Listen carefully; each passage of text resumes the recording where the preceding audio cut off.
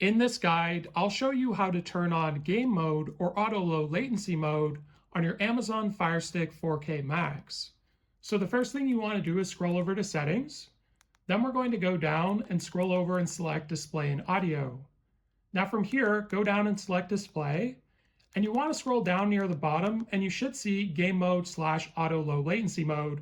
And this will be on auto by default. So go ahead and turn this on. Now this is going to turn on game mode and it's going to process images faster, which will reduce lag. So now we're going to go back, and when you change the game mode to on, if you notice that your screen turned orange, this is normal. What you want to do to fix it is press the settings cogwheel on your remote. Then we're going to scroll down and select picture.